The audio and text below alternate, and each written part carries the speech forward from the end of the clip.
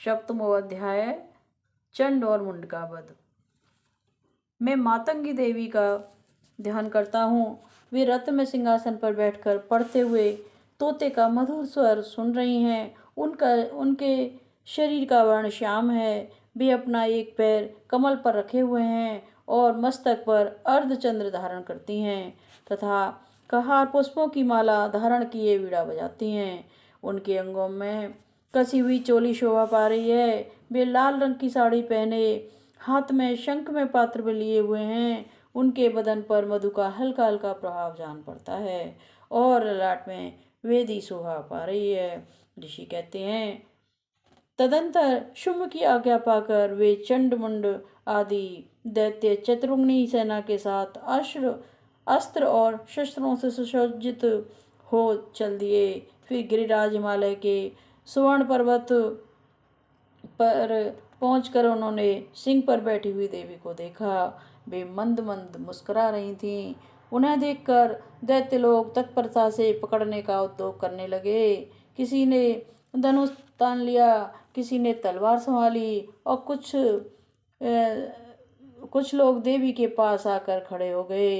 तब अंबिका ने अपने शत्रुओं के प्रति बड़ा क्रोध किया। उस समय क्रोध के कारण उनका मुख काला पड़ गया, ललाट में भौहें टेढ़ी हो गईं और वहां से तुरंत विकराल मुख वाली काली प्रकट हुई, जो तलवार पाश लिए हुए थीं। वे विचित्र खड़बांग धारण किए और चीते के चर्म की साड़ी पहने नरमुंडों की माला से सुशोभित थीं। उनके शरीर का मांस सूख गया था, केवल हड्डियों का ढांचा था जिससे वे अत्यंत भयंकर जान पड़ती थीं। उनका मुख बहुत विशाल था। जीभ लपलपाने के कारण वे और भी डरावनी प्रतीत होती थीं। उनकी आंखें भीतर को धसी हुई और कुछ लाल थीं।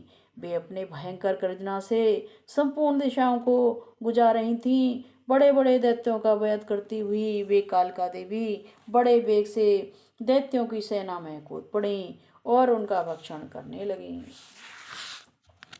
वे पार्श्व रक्षकों, अंकुशधारी महावतों, योद्धाओं और घंटा सहित कितने ही हाथियों को एक हाथ से पकड़ कर मुंह में डाल लेती थीं।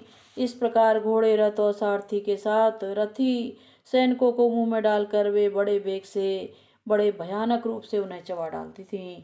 किसी के बाल पकड़ लेती, किसी राक्षस का गला दबा देती, किसी को पैरों से कुचल डालती, किसी की छाती के धक्के से मार कर गिरा देती और वे असुरों के छोड़े हुए बड़े बड़े अस्त्र शस्त्र मुंह से पकड़कर बड़े रोष में भरकर दांतों से पीस डालती थीं।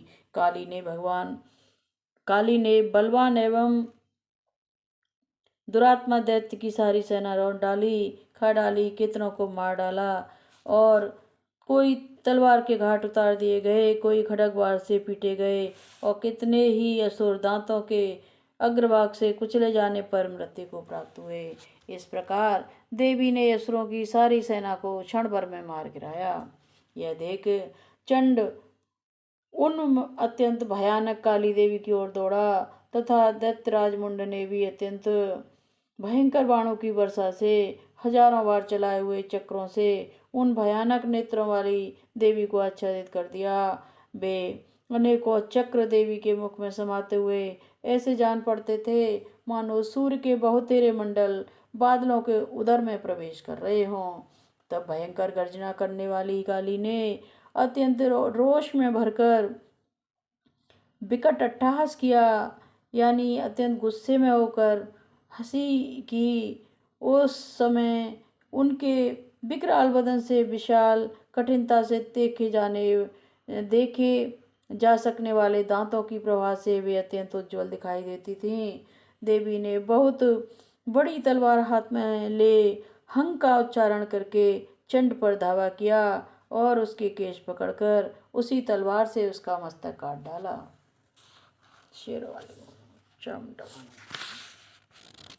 चंड को मारा गया देख मुंड भी देवी की ओर दौड़ा। तब देवी ने रोष में भरकर उसे भी तलवार से घायल करके धरती पर सुला दिया। महापराक्रमी चंड मुंड को मारा गया देख मरने से बची हुई बाकी सेना भय से व्याकुल हो चारों ओर भाग गई। तदंतर काली ने चंड और मुंड का मस्तक हाथ में ले चंडिका जी के पास जाकर प्रचंड अट्टहास करते हुए कहा, देवी, मैंने चंड और मुंड नामक इन दो महापशुओं को तुम्हें भेंट किया है। अब युद्ध भाग में तुम शुंभ और निशुंभ का स्वयं ही वध करना। ऋषि कहते हैं, वहां लाए हुए उन चंड मुंड नामक महादैत्यों को देखकर कल्याणमयी चंडी ने काली से मधुर स्वर में कहा, देवी, तुम चंड और मुंड को लेकर मेरे पास आई हो, इसलिए संसार में चामुंडा के नाम से तुम्हारी ख्याति होगी। इस प्रकार मार्कंडेय पुराण में सावर्णिक मनवंतर की कथा।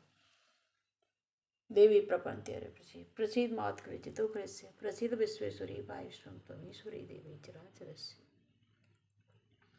ओम ऐं ह्रीं क्लीं चामुंडाय विच्चे। ओम ऐं ह्रीं क्लीं चामुंडाय विच्चे। ओम ऐं ह्रीं क्लीं चामुंडाय विच्चे। ओम ऐं ह्रीं क्लीं चामुंडाय विच्चे।